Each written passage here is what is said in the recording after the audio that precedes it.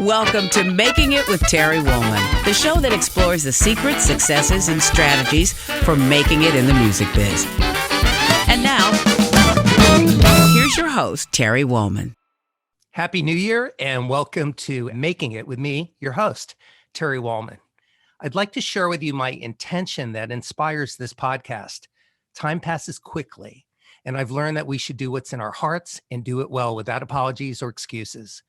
I encourage you to create your life and art in your own unique way and express your artistry with joy and abandon. Be willing to work uncompromisingly for what you believe in. Success will have a better chance of finding you when you live your life with integrity, focus, and passion. Be selfish with your discipline and selfless in your performance. And don't forget to have fun along the way. My guests today are legendary bassist Verdine White and his wife, singer, actor, dancer, Shelly Clark White. Shelly was born Mashelle Clark in Brooklyn, New York, an original member and co-founder of the Honeycomb. Shelly has had a remarkable career. Beginning as a child star at the age of 7, she headlined at the renowned Apollo Theater and the Palace Theater before making her Broadway debut with Pearl Bailey and Diahann Carroll in the celebrated hit musical, The House of Flowers. Clark went on to dazzle audiences touring with Cab Calloway in his renowned Cotton Club Revue, followed by her work with artists including Dusty Springfield, Tom Jones, Little Richard, DJ Rogers, and Richard Harris. She also toured nationally with the Ike Tina Turner Revue as one of the historic Ikettes. Shelly has been married to Verdine White, the iconic bass player and co-founder of Earth, Wind & Fire, for 40 years. Happy anniversary, by the way. I know it's coming up. Thank you. Thank you. Verdine White is best known as the visionary entertainer, producer, fashion trendsetter, and electrifying bass player of Earth, Wind & Fire. Born and raised in Chicago, he easily might have followed his father's footsteps in the field of medicine. It turned out, however, that music chose Verdine instead. He saw a double bass in his high school orchestra class, and there began his formal training. In Verdine's words, the instrument was standing alone in the corner of the orchestra class, tall, mysterious, and majestic, so different from all the others. It called me, and the love affair began. After performing several years with the Chicago Symphony Orchestra, Verdine continued playing in local jazz clubs throughout Chicago and neighboring cities, which allowed him to perfect his unique electric bass style and technique. Already an accomplished bassist, Verdine joined his brother Maurice White in Los Angeles to form one of the most successful pop and R&B bands of all time, Earth, Wind & Fire. Verdine and Shelly White, welcome to Making It. Thank you. Hey, Terry. Thank you, Terry. Thank you for having us. Mm-hmm. You're very welcome. It's great to see you both. Can I clear up a couple of things in there? Please do.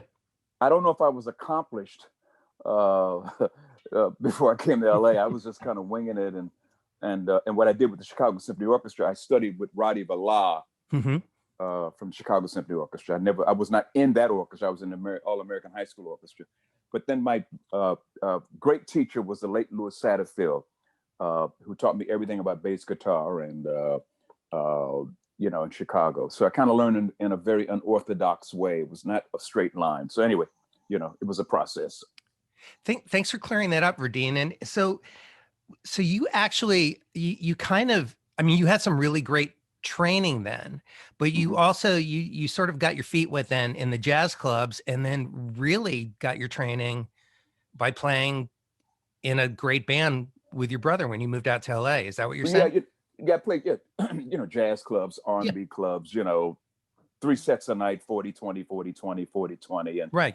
And at that particular time, a lot of those guys were older, so I was just kind of tagging along, actually. And so it was kind of a good background, to get started in the urban city in Chicago. Then, of course, Maurice sent for me, and I didn't know what he saw in me, because he was 10 years older and already had a distinctive career as a drummer and songwriter with Ramsey Lewis and producing. So, so anyway, I was still a baby, all that stuff at top. I hadn't done that much yet, All the symphony guys they were like 50. I was 18. Right. Were you hesitant to come out? No, not at all. Not at all. Mm-hmm. Not at all. Well, let's just jump into our conversation. I wanted to kick off the new year with joy and positivity. And I couldn't think of a more perfect way to do it than to do it with the two of you. I wanted to start off our conversation by asking the difference between focusing on becoming famous and becoming excellent. So, and I want to ask both of you, but let's start with you, Verdine.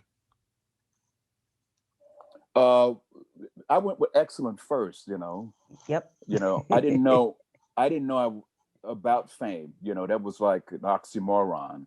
You know. But I wanted to be really good at what I did. You know, and working at it, and I still do work on it, and constantly growing and things like that. You know, so I think starting in music the way I started was about the work, you know, and how, you know, all that, you know. Yeah, and you say you're still working on it. I work on it every day as well. Yeah. And most of our peers that we love and respect do. Absolutely, and because it's who you are. I mean, you know, it's part of your journey. It's what your purpose is, you know, and things like that. You know, where we get a chance to like constantly grow and value what we do and things like that. You know, as this pandemic, I think, has taught us all. You know what I mean? That this is who we are. You know. And who we are has to wait a little while before we get back to it, right? You know, right? Yeah. So true. Shelly, I'm asking you also. You've been performing since you were a little girl, and you came up in a musical family. So, you know, and I'm asking this in the context of, you know, we're all more or less the same age. You know, we're watching a generation of people coming up that don't understand the value of hard work, That's right. you know, of really, you know, just really learning what it means to be a musician. You know, so what's your perspective on, you know, fame versus excellence? Well, I had parents years ago, you know, a long time ago, that noticed that when I was 2 years old, my mother told my father, "Oh my God," she was playing the piano. She said, "Oh my God, this girl has perfect pitch. We ought to teach her a couple of songs and see what she can do." So they taught me the two songs that I remember when I was like 2, 3, 4 was "How Much Is That Doggy in the Window?" And I think that was an oldie by Patti Page. And "Never Smile at a Crocodile." And they entered me in this pageant and rehearsed over and over and over. So you can say that it was excellence to them first. And then with that, of course, you're going to get the fame after that. But you've got to, like you said, you've got to put the work in. And so the excellence is, that's first and foremost. It comes from hard work. And like you said, these kids today, they get it real quick, and they get it sometimes without doing what we all did, which was natural then. You just study music. It's strange. Someone sent me a video of a young girl on YouTube. She must have been 12 or 13 years old. And she was singing one ads. And I thought that was kind of cool in a way, because, you know, that's the younger generation, you know, picking up our stuff, which is good. But like you said, I think it transitions into fame. And then you better not take that too seriously either, because, you know, that comes and goes. And, you know, that's what I say about that. Just don't take yourself too seriously. You know, it's interesting that you say that, because you've experienced fame, the ups and downs of fame. Yes. Verdine, you've experienced both as well. I would say that you've had longer ups in your career, but Shelly, you've also done other things along the way. You know, you've had a catering business. Right. I think you work for Eddie Murphy as an executive assistant, I think, for 5 years. You know, you haven't been afraid to do other things. It hasn't diminished you in any way. I think, as a matter of fact, my guess is it's enhanced your life and your musicianship. Right, right. And I think that's kind of cool. Thank you. It's all creative stuff, though, in working for a guy like Eddie. You have to be on and know what to say to people that call, and know how to react to him, and know how to get the best out of everyone that you interact with. So that's a different type of skill, and that's takes some creativity too. And then, of course, with catering, that was a great time, and I still love to cook. But I understand you do too, so I guess we have that in common. Well, with the pandemic, we've been all doing a lot more cooking. Sure. Verdine, do you cook also? No, babe, I just had some leftover spaghetti in the You did? before this interview started. Perfect. Just so you know. So Perfect. so I've got I feel good right now. Good. Okay. But no, I was going to mention, I think the young people, I don't think it's not that they don't value hard work. They just don't know about it. You know what I mean? Mm-hmm. You know what I mean? That's not the first on anybody's lips today. But I think once they spend time with veterans like us, they ask a lot of questions. That's what I find. I find they want to know about a lot of things. They want to know, what's it like, you know what I mean, doing what you do, and what was it like way back then, things like that, and so I think once they're around the other generation, that I find them very inquisitive, you know what I mean? When I talk to a lot of young bass players and young musicians, they want to know what kind of bass you play, what's it like being on stage, and how do you last over a long period of time, You're speaking of sharing information with younger musicians, and I know that you both, and myself as well, we all believe in mentoring, and the importance of that. One of the things that I read is that you strongly believe that the key to longevity in youthfulness lies in hard work. You mentioned hard work, both of you. Lies in hard work, belief of mind over matter, faith in a higher power, and solid family support. Can you and Shelly both elaborate on that, and also how your 40-year marriage and being a parent has played a part in that? You go, babe. You go first. Give it to the girl.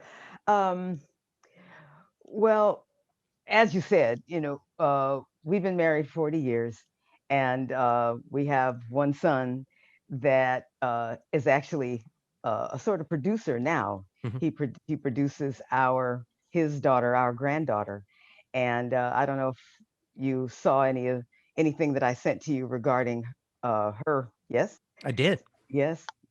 Pretty cool. She loves the record industry. She loves singing. She's a model. She's fashion. But I'd like to think we had a great deal to do with instilling values in him coming up, and he passed them on to her. And so, we love them to death. They're great people, So I think we had a lot to do with that. Mm-hmm. Verdine? Absolutely. Well, first of all, our marriage is strong, and we love each other, and and she's the best quarantine partner you could have, and we're so busy around here, and as she said about our son Warner and our granddaughter Nyla, they're great people and very nice people, and they still like being around us, which is cool, which is really. Well, I guess you sound surprised. I guess we better use her stage name, Raina. Raina, right? Raina, yes, that's right, Raina. And but they're great when they come over. We've done jam sessions, of course, with her, and she's been to all of our concerts as much as she can in Los Angeles when we perform here. So, but it's great. We're very blessed. We're very blessed. And they live down the street, so we're right. Oh, that's perfect. Right. Yeah. Oh, so are you guys in the pandemic bubble together? Are you getting to see each other? Or are you kind of keeping a safe distance? Yeah, we see each other. Absolutely. Oh, that's great. That's absolutely. They're coming tomorrow. Perfect. So it's making this time more bearable. Yeah, they walk past us and go straight to the kitchen. They'll be here tomorrow. I spoke to our friend Melissa Manchester yesterday. She's Uh-huh. quarantining with her daughter Hannah, and I Okay. was just kind of reflecting with her of just what an interesting year this will have been to look back at. This Absolutely. time where she really gets to bond, with her grown daughter. To spend this time together. Absolutely. Yeah, it's kind of wonderful. In a way, Absolutely. like Shelly, you were saying, there's some blessings in this. It's filled with challenges and struggles. Sure. Certainly financially for so many people, and obviously health wise. Sure. With all of our tours and sessions stopping, just in our Sure. industry alone, Broadway closing, and all the support people that are involved in all of the things that we do. But the other thing that I've been noticing, even as we figured out how to continue the podcast, and you're continuing your YouTube show, Yeah. that you host, and go ahead. I was gonna mention that's a great show she has called That's My Story. She let me be on the show. Thank you, babe. And thank you. And we mentioned Amazon, and I've told this story before. One day there was an Amazon truck that came, and tons of lights, Terry. Yes. Tons studio lights. I mean, big studio lights. You know what I mean? So we kind of got Studio A, Studio B around it, cords everywhere, right? And the lights are so big, you could think that we were shooting a sequel to Star Wars around it. You know what I mean? So it's been actually very creative here. You know what I mean? For us, you have to adjust. Right. if this is what it is, then we're going to be the best at it. Or at least try. But it is a really interesting time creatively. One of the things that I'm marveling at are the collaborations that have been happening creatively. There have been some songwriting and recording, virtual recording projects that I've been involved in around the world that have happened that I was going to say might not have, but they would not have happened. That's right. If it wasn't for COVID, because people are home right now. People are home and they're available and they're open and they're hungry to make music. Right. With each other. And there are some fantastic, just everybody stay tuned for some projects that are going to be coming out over the next few months and year that are going to be birthed from this very challenging time in the world. Nice. There's some good that is going to be coming out of this as well. And some cool babies being born. We had our godson. He and his fiancée, they gave birth 2 nights ago, as a matter of fact. So, congratulations. Thank you. That's good news. Thank you. So you both believe that it's important to give back to the community and to the world in general. Why is that so important to you both? Go ahead. Well, I think, excuse me, I think as we talked about with younger people and the younger generation, you have to give back because you have to, as we say, pay it forward, right, babe? All the time, you know what I mean? And could you talk about what we've done over there, the center, babe, that we put together? Oh, yeah. We, years ago, we have a huge building. It's maybe 20,000 square feet. And we said, well, we're going to have to do something for the community. This is the Verdine White Performing Arts Center located in Los Angeles. But it's really Shelly's brainchild. She put it together, gutted the place out, and put Pastor Walter Davis, Walt involved to help and things like that, Founded in 2010, correct? Yes. It's been a long time. Long time. Yeah. And so I think you built the studio upstairs. Yeah, because the kids didn't want to listen to the sermons, so they went upstairs and did beats. And so we put a nice put a nice studio in there, and we went over there a couple of months before the quarantine, and it looks beautiful in there. We had a reception in there with food and all the people, and it's done great for the community. And It's actually now a historical landmark, I think, right, babe? Yeah, I think Yeah, so. and I think that's so. it's beautiful. And then before the pandemic, we were feeding every Wednesday 100 people for kids for breakfast, for school, and coffee for the parents. Mm-hmm. Now Walt said now we're doing every Thursday pickups, for food, free food for the community, free food, Beautiful. and because of course they've had a lot of problems. A lot of the parents need food now too, so the parents now are in line with the kids, but we're doing that every week now, So you know. the organization encourages students to reach their fullest potential as artists and people, equipped with a well-rounded performing arts education and the confidence to take on whatever path they choose within the arts. And your purpose is to assist musically talented students living in underserved communities and provide scholarships, music lessons, and instruments, and so much more from what you're Yeah. saying. Yeah, and So it's a great beautiful. It's a great building, and we're actually on our second generation of young people. In the beginning, at the sermons in the chapel, there were two young twins. Remember, babe, the two with the Yeah. braids, the kids, right? Yeah, You know what I mean? Little twin. Now they're in college. and there's a whole brand new wave of kids. Absolutely, absolutely. But What we was the feel it's important. conversation that prompted that? Do you guys remember like sitting around the dinner table just going, I have an idea. We need to do this. Kind of. It sort of organically just came about. Did you drive by a building and say, Well, we started talks about the fact that in school Mhm. back in the day, uh, there were instruments in every classroom, You went to and USC, right, Shelly? yes, but I mean, I come from New York, Right. and so I started off school there, and then Mhm. private school because I was working so much. But it seemed like there was always access to music, and I went to SC on a scholarship.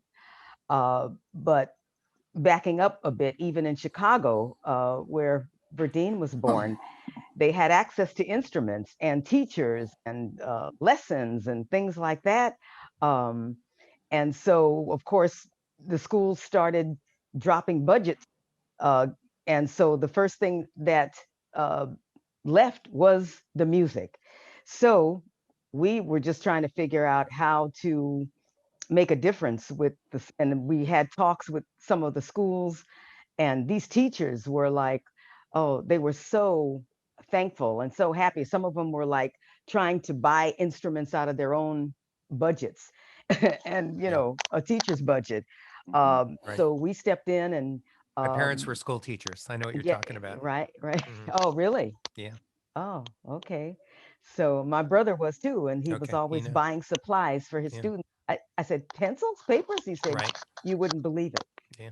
These kids come to school and they have nothing. So we thought it was worse for music. So we said, let's try to figure out how to get uh, some financial help Right. into the schools. And we went to various schools, and they would do concerts. They do Earth, Wind, and Fire music, and they were so happy. They wrote us letters of appreciative gratitude, and it's overwhelming. You get the feeling of it's unbelievable. And Shelley had mentioned Chicago, and we were talking about when I was coming to Chicago, one of the good things about when you get in music and things like that, it keeps you off the streets. Right. By the time you rehearse and practice, you're actually too tired to get in trouble. That's true. And but it gives you, it's great for your self-esteem. It gives you a chance to bond with other people, Mhm. to have social interaction, to find a self-worth aspect Mhm. that you're doing, because the nice thing about music is just not only music, it's so many different parts in being music. You can be a producer, you can be a copyist, you can be a publicist, what I mean? It's all part of the whole thing. So you actually have the opportunity to sort of discover in the process what you might want to be, Right. And what you might not want to be. That's right. That's right. But you have a ballpark, as I say, to play in. I think our job with the center is to give the kids a ballpark to play in. That's what we're doing, Did Were you able to get help from the music industry? Support from, for instance, Yamaha for providing instruments We did one. Roger Sadowski, my great. bass sponsor. Roger did one, and the we had one ceremony for one of the young kids, and Roger's basses are running anywhere for like, they're very expensive, 2,500, 3,000. He makes And beautiful instruments. Yeah. He does, and they sound beautiful. He's a wonderful person too. Roger is, and we consider him a friend. And he's donated a lot to the center for us too. Yes, yes. We might want to say he's one of our main sponsors, Absolutely. and along with Live Nation and a few other individual, but we get instruments from all over. Sure. Actually, our doctor donated a keyboard No kidding. to the center. Right. Right. And so we've been really getting a lot of help. We had one ceremony, and the kid is like 10 years old or something. And he was there with his parents. We all took a photo op. And I said, this bass is $3,000. The parents almost screamed. You know what I'm talking about? And they looked at him like, you better practice as much as this is. You know what I mean? Right. That costs more than their car. Right. Absolutely. Right. Right, Right. But he'll have that for the rest of his life. Absolutely. Yeah, Maybe if he doesn't practice, they might try to sell it, right? Right. We always say that we joke about it. Yeah, exactly. Especially in a pandemic, Absolutely. For those who don't know, Roger Sadowski is a wonderful instrument maker based in New York, who makes guitars and basses. World-class instruments. World-class instruments, really great instruments. Absolutely. So here's something I want to ask you. Both of you have sold as artists millions of albums, received multiple awards through your careers, have had amazing experiences along the way. Shelly, you performed with the Honeycomb in 1971 on the first episode of Soul Train. I just sort of tripped over that, which is kind of very cool. Verdine, in 2008, you were presented with Bass Player Magazine's Lifetime Achievement Award by Nathan East. Right. I spoke with Nathan last night, and you spoke with Nathan last night. Yeah, and Nate wanted me to tell you. Nate wanted me to tell you that you are one of his biggest inspirations. Oh, get out of here! Yeah, he said that. Yeah, and he wanted me to make sure I told you that. Looking back, what are some of the things that you are each most proud of? Wow. Well, I'm sort of proud of the fact that with each movement, even into, like you were talking about, the Ikettes, having worked with someone like Tina Turner, I mean, she's such a powerhouse. And you've seen some of her concerts, I'm sure.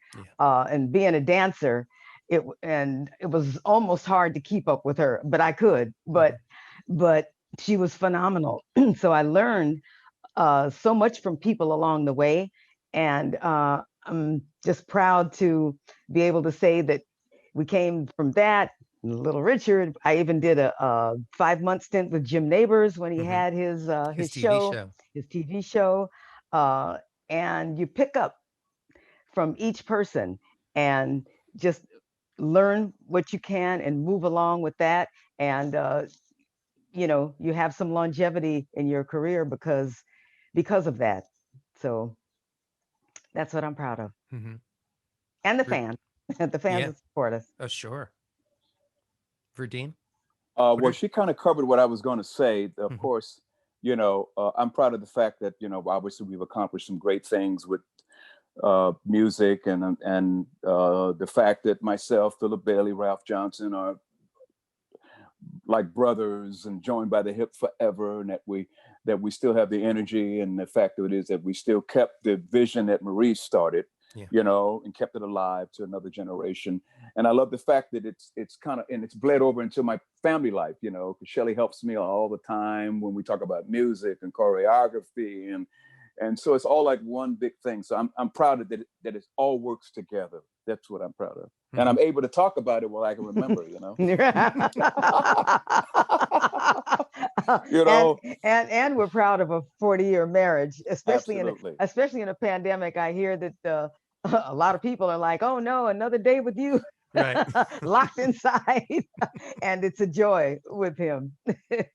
Yeah. Well, I marvel at the idea that you've been married for 40 years Thank and you. that, and, and that the way that you love each other. Like I've just seen the way you look at each other from across the room, just when we're just at somebody's house together, those little moments, Mm. that I can really see what you have. And it's kind of cool. It inspires me and, and I know that you're blessed. There's some luck involved, but I know it takes work, and I don't over glamorize anybody's relationship, um, but I applaud you, and it makes me happy when I see the two of you together. I think Oh, it's Thank thank you. you. pretty Thank Thank you. you. wonderful. Yeah, Thank you. I get joy from that, Thank you. and so let's talk about health. Uh, you know, because you're talking about you're glad that you can even remember, Verdine, Yeah. all these. Right. I can relate. Right. You get those moments, don't we? Right, absolutely. Yeah. All the things they didn't tell us about That's getting right. older. That's right. They didn't tell us. We, all three of us are, it's important to the three of us to be healthy, Mhm. physically, mentally, spiritually. I know that you attribute keeping fit with a daily regimen of yoga and meditation and working out and Mhm. eating a healthy diet. Can you both share your perspective about living a healthy life and what that means to you, and also how that perspective has changed through various stages of your life? Were you both that way when you were kids, or as you were teenagers, or through various stages of touring, or is it different when you worked on TV and you stayed in one place? What does it mean to you? How disciplined are you in your health, each of you? I think Well, we're pretty disciplined. Go ahead, baby. I Go. think so. No, go ahead. Go ahead. I think we both are. You know what I mean? From my perspective, a good workout routine is great. We do work out here at the house all the time. And then, as the years went on, I had to bump it up, for Right. my stage performances. You know what I Right. mean? Yeah. We're out there 2.5 hours, you know what I mean? Yeah, you have to train for And that. you have to train for that. I mean, like about a couple of months before a tour starts, I'm in there. I'm in there because I need it, you know, for the back end. You know what I mean? Like if you start a tour in March, by the time you get to the Hollywood Bowl in September, you want to have some legs left. You know what I'm saying? That's we call it in the business, and you try to get your rest as much as you can. You know what I mean? Because don't forget, now you're not uh, sleeping in the same bed, which is great for the quarantine because I've been in one bed for almost a year now. Right. And Yeah, sleep and you is don't get to, underrated. Hmm. absolutely Sleep it is is. And medicine. right, right, and you're in different places every day, and different climates and things like that. And then you have to keep what you do of your show at a certain level every night for the people that didn't see you, because it's not the same audience every night. And so we have to sort of treat our bodies like athletes. I mean, you know. I so agree. Same thing with practicing your instrument too, right? Absolutely. Yeah, I practice every day. As a matter of fact, remember the other night I said, "Did you hear me practicing, babe? I didn't keep up too much late, noise, right?" late at Yeah. night, Late 2 in at the night. morning. Yeah, What 2, 3 o'clock in the morning practicing. Yeah. what is your practice regimen? Do you switch it up, or do you still work on your upright just to keep some physical I strength? took a Or lesson last year. It was so horrible. I got it in the closet where it belongs, in the corner where it belongs. But it's good for technique.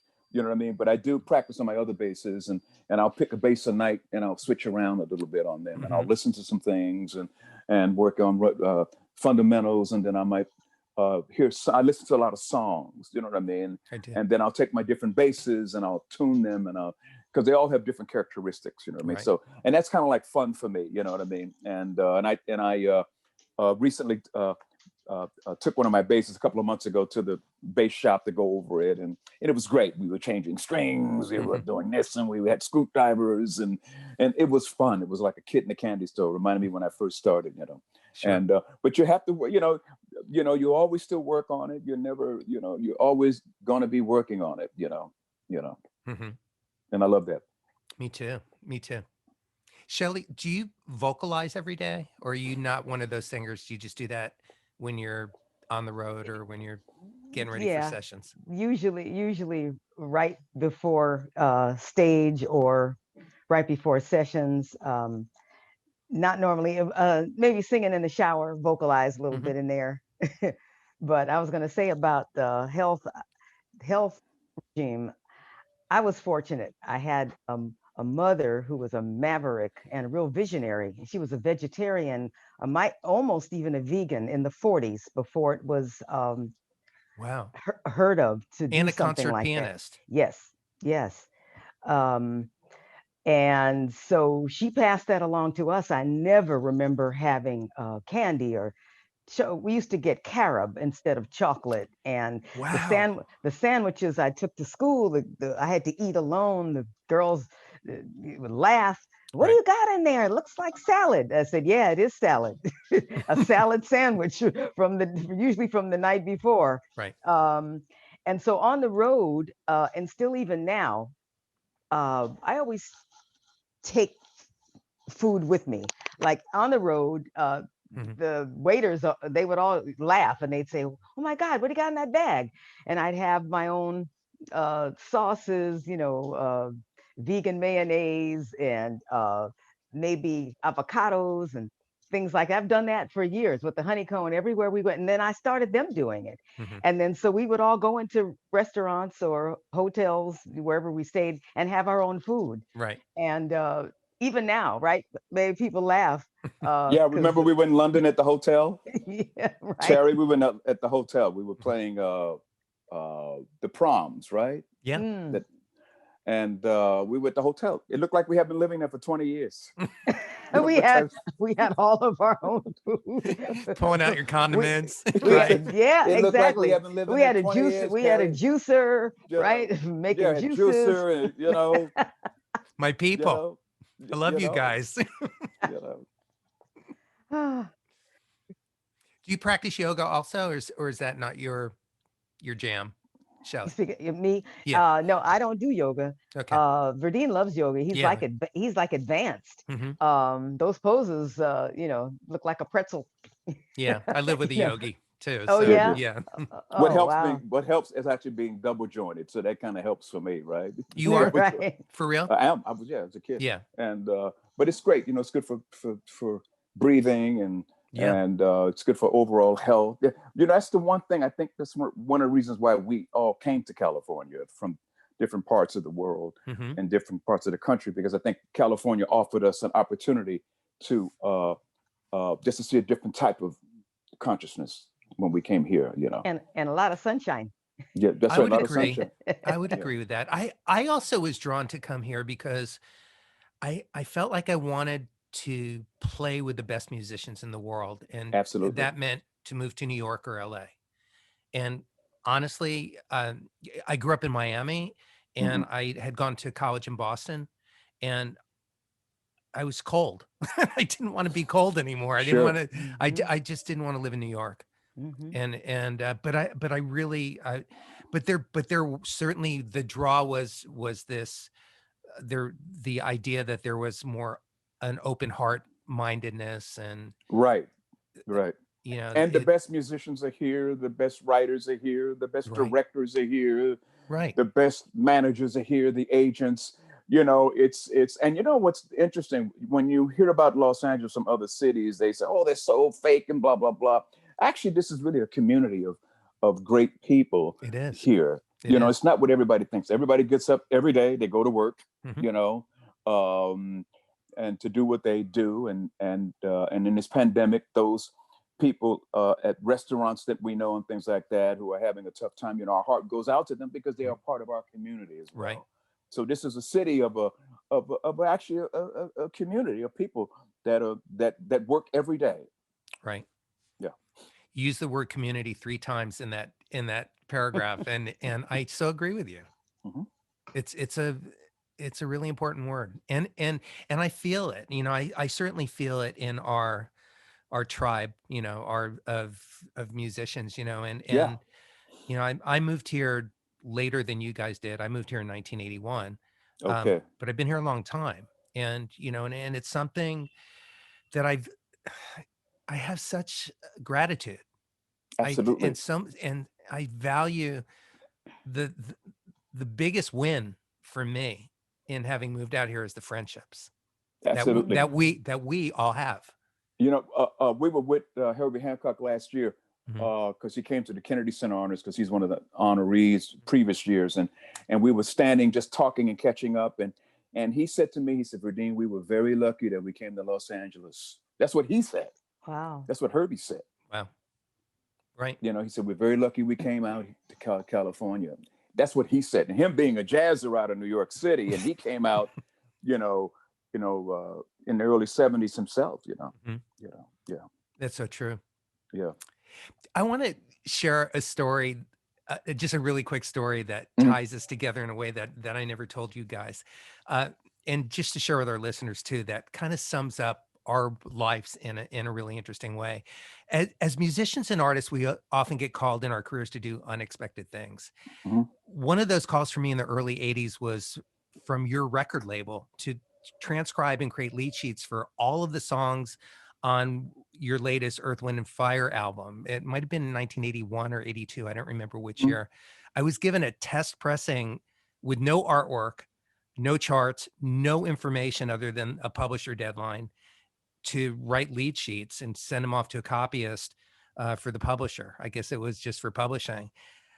The one thing that I marveled over was the sophistication of the songs. There's such an incredible balance, a beautiful balance of simplicity combined with remarkable harmonic choices in all the songs. It was like a masterclass in songwriting and arranging for me. It was such a cool job, that I did, especially with no information. And I had asked, because your album was done. Clearly somebody had written something out, because the horn arrangements were done. Again, it was already mixed and mastered. Right. But I had requested, chord charts or something, wasn't given anything. But it was a beautiful challenge to really dig into every part. I had to essentially transcribe your bass parts to get an idea of what to call the chords, and listen to the horn parts and listen to the guitar parts and really figure it all out. But it made me just a fan, and I don't know, it brought me into your world on a whole nother level. Well, we have to thank Maurice for that, because his ears were so big, and his background of jazz background and hit records, because he was a hit record making drummer before Earth, Wind and Fire, and playing with Ramsey Lewis. So we have to thank him for that, because those are really the brainchild of him putting all different types of music together. And actually, in recording with him, it's like a master class when we would record with him. And I always thought that if you could work with somebody like him, you actually could work with anybody. Right. You know what I mean?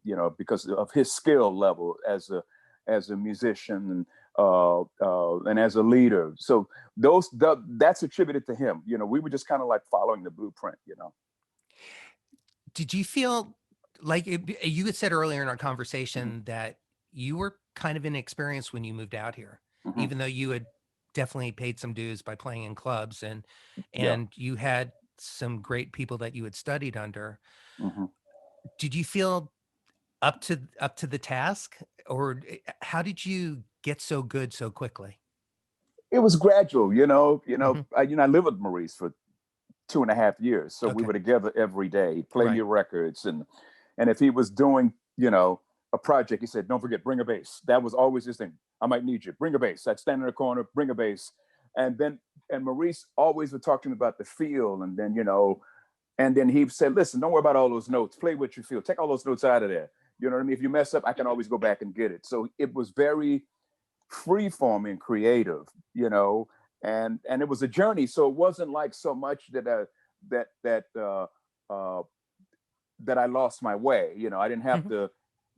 I didn't even know I was up to the task, because we were doing it every day. Right. Then we're going to work on a record here. We're going to do this here. We're going to work on a soundtrack here, and you know what I mean. And I can make the mistakes along the way too. And in finding my own style, Earth and Fire gave me an opportunity to find my own style. I don't think I would have been able to find my own style in another band. You know what I mean? You know, he let me, as well as all of us, be free, because he was a free person too. What he had, Earth and Fire, was really different. And I think you had to think differently to be in a band like that. You know, that's what I discovered about transcribing that record for you guys, was that it was incredibly cohesive, but everybody had their own voice. Yeah.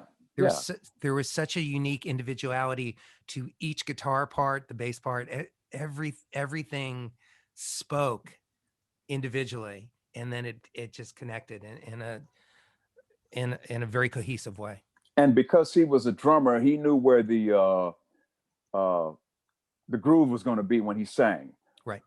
And probably, I think Reese was one of the best singers of a band. If you listen to those those tracks, and if you listen to his artistry, you know, as an artist, you know what I mean, just the way he sang and where he set that vocal, you know what I mean, you know, he's one of the greatest ever in that, and actually kind of underrated too. You know, when you put him in there, the band is huge, but as an individual artist, you know what I mean, you know, his work artistry wise. And don't forget, now, he didn't sing before he got an Earth, Wind & Fire.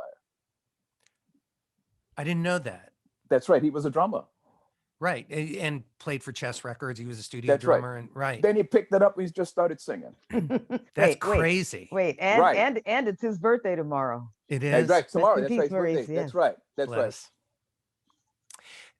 You know, the other thing, I always really, it was very clear how proud you all were of each other in that band. Absolutely. We're fans of each other. Right. You know, I'm a Philip Bailey fan. Shelly's a Philip Bailey fan. Yeah. You know, Ralph and I are close. You know, he said he wished he could be a bass player. I said, I wish I could be a drummer. I'm glad I didn't become a drummer. I wouldn't have had a gig. Yeah. As good as those guys were. Right. And are, you know. But, you know, we're fans of each other, you know, as people, you know, and we love each other and you know, as guys and you know, basically we grew up together on Earth, Wind & Fire. You know, we've done different things, of course, but, you know, we cut our teeth on this music, you know, and we're always still talking about music, discussing music. And when we did the Kennedy Center honors last year, was a great moment for the three of us to sit up there and for Shelly to be there and Susie and Val. And it was a great moment for all of us. Yeah, that was one of those moments where I really saw the pride, you know, and how proud you all were of your brother, Tim. Absolutely. Really beautiful. The love. Yeah, it was a great moment for him. Yeah. Can I have a personal question, like a family question. You don't have to answer it, but I discovered that you changed your family name at some point. What inspired that, and who made that decision? Maurice and I made the decision together, but it wasn't a heavy decision. Because every time we would go into meetings, they said, well, how come your last name is Adams, his last name is White? We said, we better put it together. It was that simple. Okay.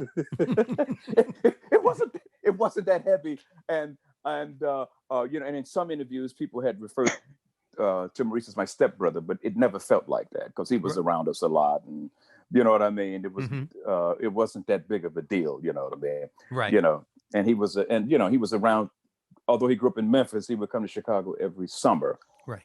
But then as the years go on, him and I just got like really, really close, you know, although there was a big age difference, you know what I mean? But it was cool. It wasn't. You said it was 10 years? 10 years. That's a long time, you know, in terms of a point of view, you know, and, but, you know, we were starting a band together and sometimes he just like, maybe Reese just wanted to have, got me around to have company, you know what I'm talking about? Maybe just, you know, have somebody to talk to, you know what I mean? And, but we would talk about a lot of music and for Maurice, not only, you know, for us, Earth, Wind & Fire was a dream come true, but for him, because don't forget now, he started it, you know what I mean? He made a huge risk in leaving a very successful trio, Ramsey Lewis, which was as big as it got then. He could have stayed with that forever. Yeah. But he decided to have a band that did all kind of music, fly through spaceships, things like that, levitate. So, you know, so. Yeah. I mean, you guys were absolute risk takers on every level. You know, rubato intros on a pop R&B tune for, you know, top 40 radio and, you know, large production, big budget stage shows. Yeah. Again, you're saying lasers and light shows. You Sure. you also, even the Complex Recording Studio. I mean, you Absolutely. you bought a building. When people weren't doing that. Yeah. Yeah, before it all happened, Yeah, and and other artists were recording built there, a right? world-class studio. Absolutely. George Massenburg, put all Yeah. the, It, the genius of George Massenburg, it was an and amazing studio. and CBS Records was our backer with Walter Yetnikoff and Mm-hmm. things like that. And Mm-hmm. so, so it's been for us, I think, we didn't know all that was going to happen to us and for us, you know what I mean? But it was a long way from being in Chicago all the way out here, in Los Angeles to do that kind of thing, and now, it's 5 generations that are obviously listen to the music, even if they don't know who we are, they know what the songs are. Mm-hmm. Yeah, That must feel good. yeah, it's kind of different, and people now, they because you go through different phases, like we talk about, peaks and valleys. Now we're at the part now where people thank us for making the music. Mm-hmm. Now we're at that part now. They thank us, for making the music now, and things like that. I want to ask you about intention, because both of you have a really deep awareness of the healing power of music, of recorded music and live performance music. What is your intention when you get in the studio and sing, and your intention when you get on stage and perform? Go ahead, babe. We want to, and when I'm on stage, I just want to make people feel wonderful.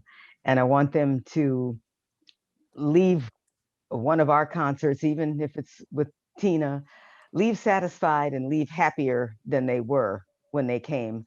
But I mean, I've heard stories about music healing certain patients and people that tried everything. And music was the thing that it's so universal, such a universal language that it works where some medicines don't. So to me, it's like a medicine. And because sometimes, you listen to something and just feel a whole lot better, even if you woke up in a bad mood or whatever. Music is a thing that is uplifting. So that's how, I feel about it. Verdine? Yeah, I would agree. In the studio, I think the thing that I do is honor what the songwriter wrote, Mm-hmm. as a player, and and just honor what the song is, don't overcomplicate it, just honor what it is and do the best you can in the studio, and hopefully it sounds okay, Mm-hmm. uh, Mm-hmm. on the stage, my intention is to do a great show every night. And some nights it's harder than others, of course, Mm-hmm. particularly with the traveling. But I try to go on and give it my all, because I always, although you've been around a long time, there's always somebody that never saw you, So you have to keep that in mind. So I have to be that guy that they heard about, from their parents or the uncle, and you know what I mean, right? They hear about, oh wow, yeah, I heard about that, Mm-hmm. And when we did the Hollywood Bowl last year, we were rehearsing for the show in the afternoon, and I was going all out. And Philip said, "Hey, man, slow down. Well, the show's not ready yet." But I was so happy to be there, Yeah. that I said, and I did tone it down, but I was glad that I broke a good sweat so I could be ready for that night. But I go out there intentionally wanting to do a great job.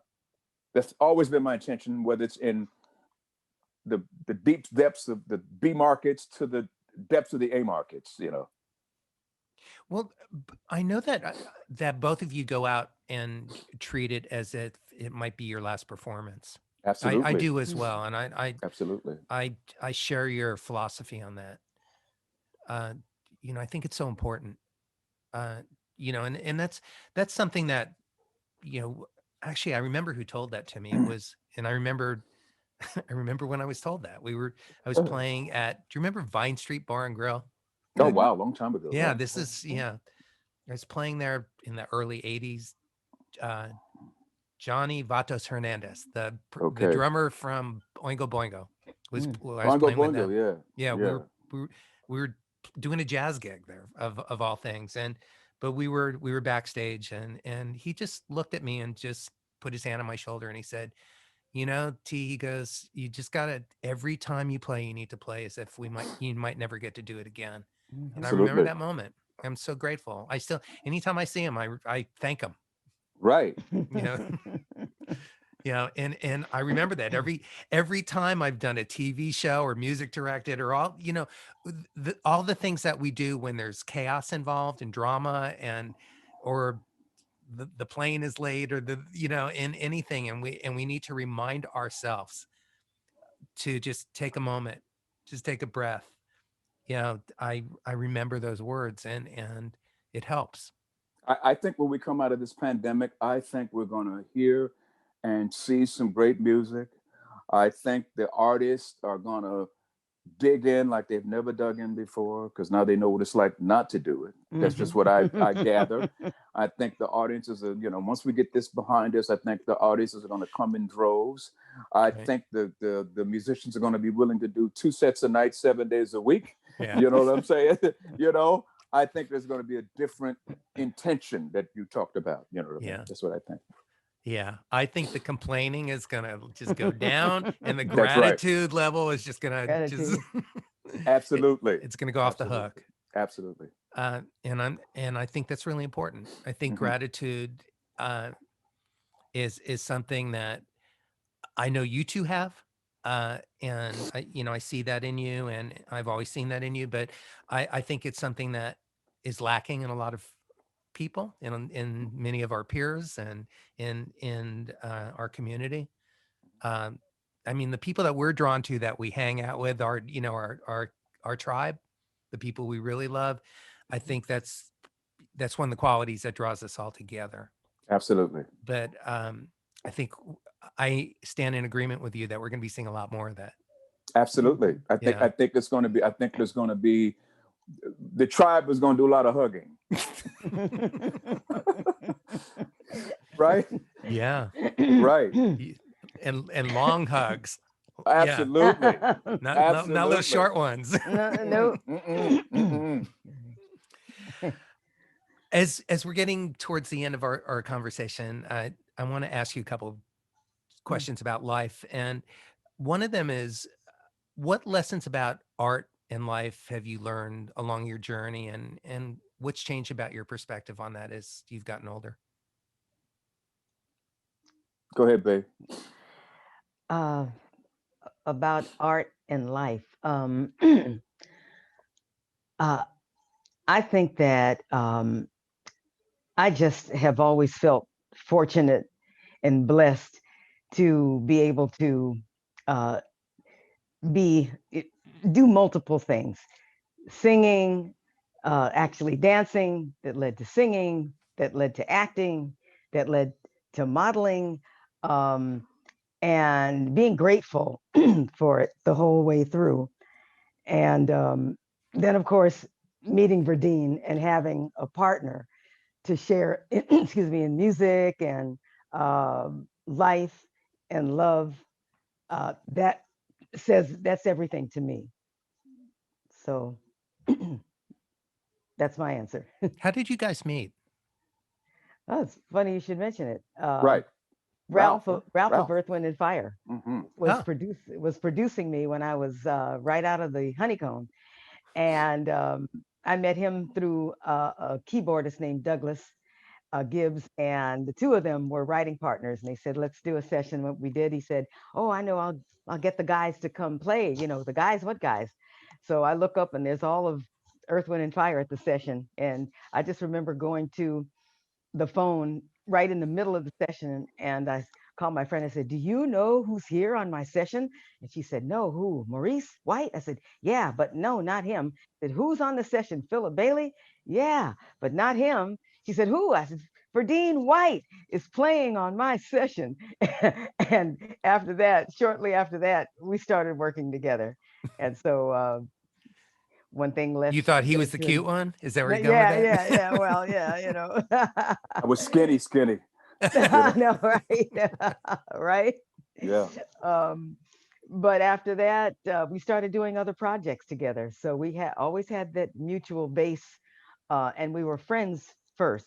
So we were like a friends for about a year, just working Right. together on Yeah, a Melanie and friendship. I started the same way. We were Friends. friends. Yeah, Yeah. working See? together and And developed a she's a friendship. great director too. Yeah. You know, she's a great multitasker. She's a great director. When I have to do like, you know, voiceovers and things, she's standing right over me with the whip to get the diction right, to get the, you know what I mean? And I do get flustered sometimes, and we go over it on the, you know, the teleprompter and things like that. She's really great at that stuff. Really, really great at that. So we've got to add that to her arsenal. Are you mentioned doing voiceovers in animation? Are you doing a lot more of that I now? did some stuff in. I worked on Minions, you know, recently, you know, and uh, it'll be out in 2021, which the show is 2021 right now, technically, right? And but that's a lot of fun, of course. And we did Earth and Fire, did Trolls and things like that, you know. So you know, it's you know, and a lot of the younger people are recognizing us through animation. You know, they don't know about September yet, or Let's Groove, or In the Stone, and some of the copy of work that you did. You know, they'll get there. As I said, they'll get there. You know. Are you enjoying that? Yeah, it's easy. It's very creative. It's a different type of creativity. You have to listen more. You know what I mean? You have to study more. And it made me go back and later on look at all the Disney animations and things like that. And you know, the new things that are out, and going way back to, like, you know, Snow White and things like that. Someday my prince will come and things like that. Right. It gave me a good history of animation, you know, new and old, you know, cell animation, you know, different things like that, you know. So, Verdine, what's changed about your perspective in life as you've gotten older? Like, how do you? I'm talking about when you were before you moved to LA, you know, versus now. Do you look at life differently? Do you look at art differently? Yeah, I've appreciated art a lot, you know, gratitude, you know, for everything that has happened. Because, you know, we're talking about, I was 18, I came to California, I was with my brother, we had Go Records, you know, we met you, you did all the copy work for those are like, those aren't given. That's part of you have to be blessed to have that. And as I said before, you know, earlier in the interview, blessed to meet Shelly and the love of my life. And we're partners and things like that. And now it all works together. I've been really grateful for that, and raising a great son who's cool, and Raina, Nyla, our granddaughter, she thinks we're cool. A lot of it has to work because we don't know what's going to happen. We think we know. This is we think we know. We No think we don't know. handbook. There's no handbook. There's no. Hey, Shelly, I have a question I was curious about Mhm. before I go to my final questions.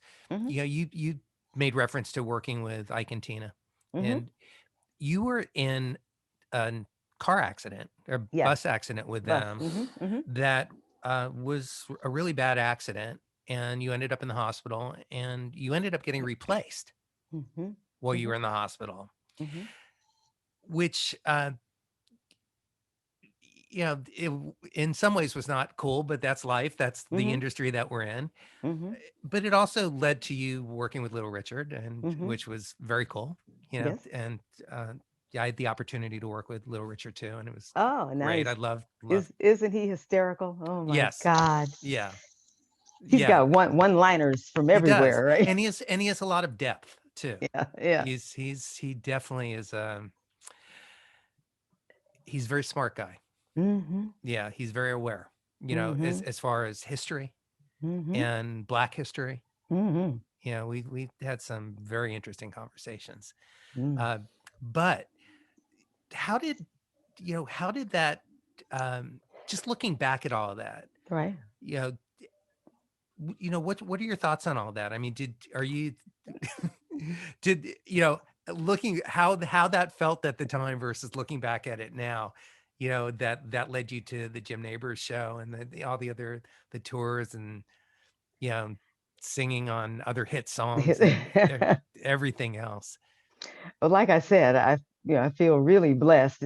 It almost seems like there was no break. It was one situation into another one, and in the bus tour accident, Right. I might add that Al McKay, lead guitarist with Earth Wind, formally at that time was with Tina first. And so he was my bus tour uh, seat companion. And he was the one that found me when the bus flipped over.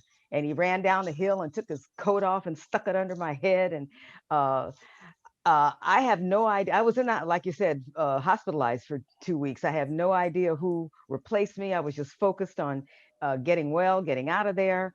Uh, then by the time I healed and went with Richard, I was only a dancer with him. And although I begged Richard every week, "Can I sing? Will you let me sing? Can I sing this week, please?" And he mispronounced my name all the time. He's from the "Okay, Shirley, I'll think about it. Maybe next week, Shirley." And of course, it never came because he didn't need a singer for his tour. You know, he needed a dancer. I was dancing with Laughing's Byron Gilliam, the tall, elegant dancer. He was my dance partner. And then from that, of course, to what Honeycomb and on and on. I was just blessed. It was uh, this easy transgression of just everything that it just all went together.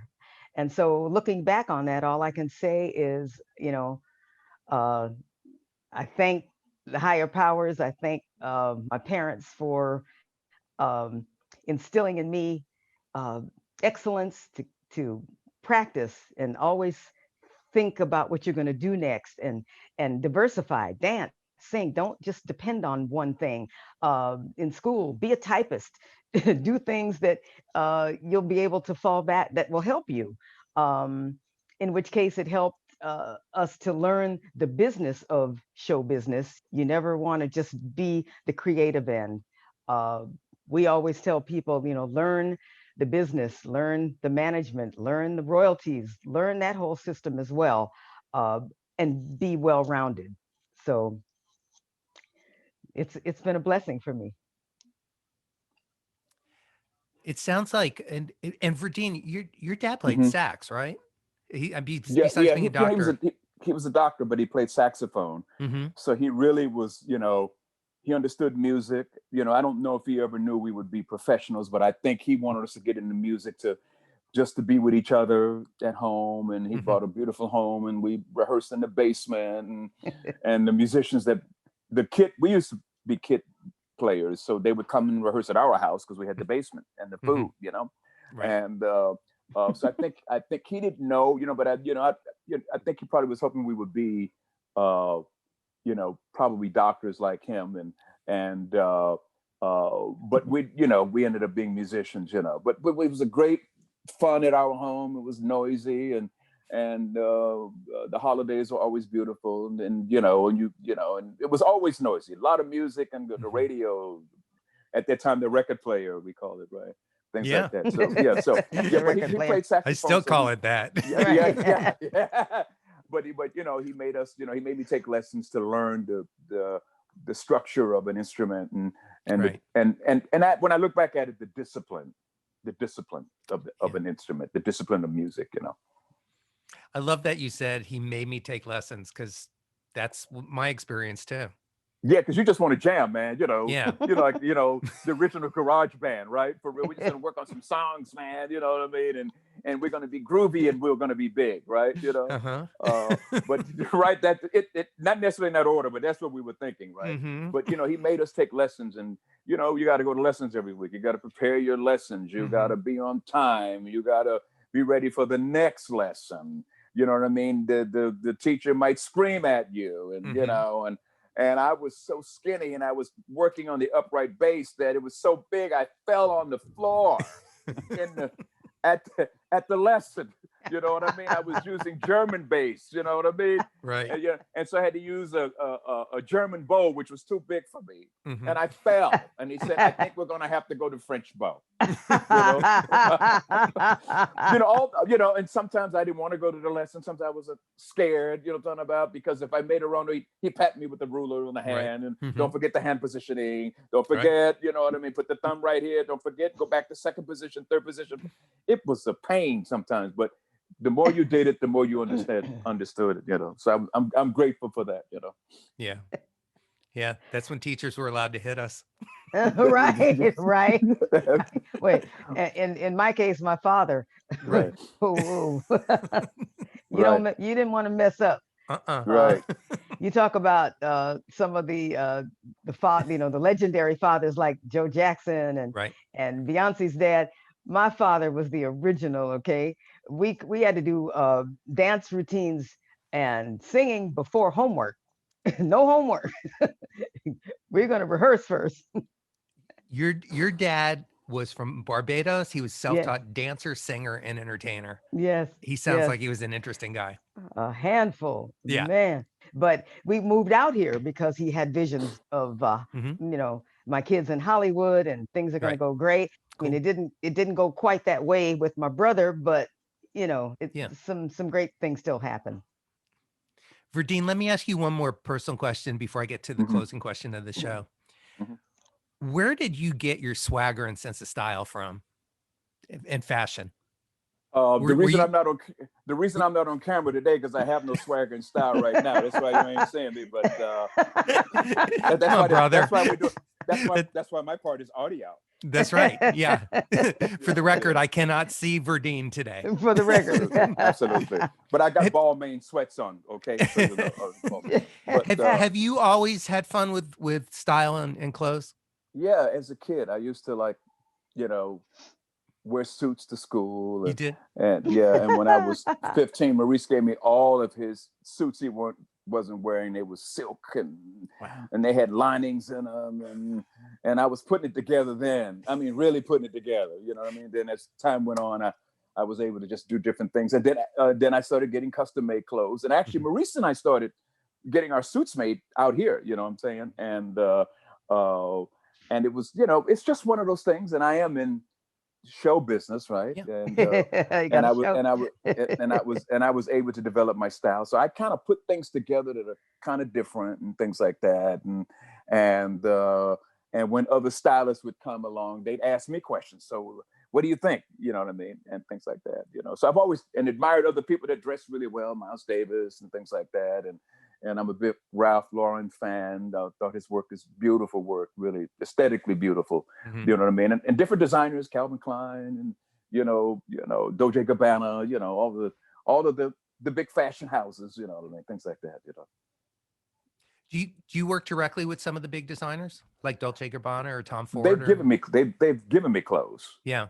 Yeah, they give me stuff. That makes sense. I would imagine. They give me stuff, things like that. Right, babe? I just got some Dolce Gabbana pants that I got. And they so they give me things, to wear them, and they said you can keep them. Just say Dolce Gabbana. Yeah. Right.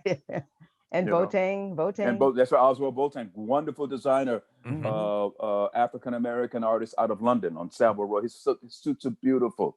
Mm-hmm. Beautiful. I mean, just go. And he's built like myself. So well, I think he makes for slender men. So perfect. So he really gets your style. Yeah. Yeah. And he originally worked for Christian Dior. Mm-hmm. And I had an opportunity to meet him and spend the afternoon with him. And he cut a suit for me and he had it ready the next morning at the hotel in London because we were leaving. I said, Oswald, I'm leaving at 10 o'clock in the morning. How are you going to get it done? At 9:30, knock, knock, knock, and he had the suit ready in an Oswald Boateng bag. Wow. Beautiful bag. And I said, I'm going to take the bag on the plane. So everybody just went, Oswald Boateng. Right. I'm going to start advertising right now. Right now. Absolutely. The promotion begins now. Absolutely. Right. But no, I've been very fortunate to work with some of the best people. Yeah. Yeah. Mm-hmm. Well, I mean, that's the coolest. That's how endorsements really are meant to work, with instruments, with wardrobe, with everything. It's mutually beneficial. So our best friend is a stylist. And so he comes over almost every other day. He's in our bubble. Right. That's right. He's in our bubble. Yeah. Right. Right. But he's a great guy. He's styled for everyone in the industry. You name it, Gaga, everybody. He's done it. He looks like Santa Claus back here. That's right. Great. That's right. Right. Right. Well, my closing questions that I ask all of my guests are this. Since this show is called Making It, and I'll ask this of each of you, what does making it mean to you, both professionally and personally? Go ahead, Beth. Making it. Um, I would say that making it is just a good balance of everything in your life. You can't make it with one area out of sorts. Personally and professionally, everything just has to gel. You want to make sure you've done great work, clean work, good work that your fans respect. You want to keep a certain level uh, of excellence for them, and especially you want to make sure that you give back somehow, some way. Uh, you have to remember to do that because it's just really important. We stand on the shoulders, there's no Beyonce without Tina Turner, that kind of thing. You have to make a concerted effort to see where you can give too. um, for a lot of us it may not be musically or some other kind of way, but uh, we're all in service to each other. I think that's why we're here on the planet. We're here to serve, and you just have to find what way you can do it best, and uh, you'll have a well-rounded life. Go ahead, hon, your turn. She took most of everything I was going to say. That's all right. I think you have to serve. I think you have to have gratitude at the end of all of this, to be grateful for everything and every experience that you've had. You know what I mean? I think you, as you say, you stand on the shoulders. And I think what you have to do is to leave a legacy for the people that are behind you. Because I think where we are now, we're in the legacy building phase now, Right. So when people hear that music, they say, oh, I remember that group, or I remember that skinny guy, with the long hair running around. You're leaving a legacy so they can say one day, maybe I could do something, you know what I mean? Because just like we are, then we have to thank all the people that that we opened the door for us, as we were talking about Shelly's, father and mother and Maurice and all those people that opened up the door for us to be here, Beautifully said. Mm-hmm. That makes sense. Verdine, starting with you, can you share 3 tips for success that have driven your career? I have like 30 tips, but well, first of all, 3. I said the first one is to do the work, stay humble, say your prayers, and at the end of it, be grateful. Be grateful. Mm-hmm. Be grateful. Shelly? Yeah, I was going to say almost the same thing. You got to have the discipline. Without that, there's nothing. Joy in whatever you're doing, even if you've falling on bad times. And of course, like Verdine said, being grateful and humble and thankful for your talent and the fact that you can actually entertain people uh, for a living. And sometimes you think, I would do this if I didn't get paid. Uh, in a way, I mean, it's nice that you get paid, but in a way, you approach it that way too. I just do this because I love it, and that's that's my 3 tips. And my final question, and Shelly, I'll start with you. Mm-hmm. At this point of your life, with everything that you know to be true, Mm-hmm. what would you tell your younger self if you could? Little Shelly Clark getting ready to go on stage at the Apollo. Little Shelly Clark. Yeah. Would probably, because I was always nervous and uptight. I would probably say, relax and go with it. Don't take yourself so seriously, even though your father's standing over you, uh, ready to, whatever. And enjoy yourself more, because I think we have a tendency to get caught up. Am I there yet? Am I going to make it? Okay. Am I there? And so go with the flow, take it easy. And like Verdine said, pray a lot. So that's what I would tell my younger self. Thank you. And Verdine, what would you tell your younger self growing up in Chicago? The older self would tell the younger self. The older self would tell the younger self, you're on the right track. Keep doing it. Because I didn't have to figure it out. It was just there. And I just walked right down that road. That's what the older self, just keep doing it. That's what the older self would tell the younger self. Mm-hmm. Perfect. That's great. It's been really a joy to have the two of you on the show. Thank you, Terry. Thank you for spending the time with me. And it's great to just actually have some time together in unedited and the coolest thing about doing this show for me is the just the blessing of being able to just sit and have a long conversation with friends. Just to get to share conversation with people that I love and respect. So thank you. Thank you for having us. Thank you for having us. This went too fast, Terry. This went too fast. That's the downside of doing this show. This went too fast. Yeah. Well, we'll come back for part 2. Absolutely.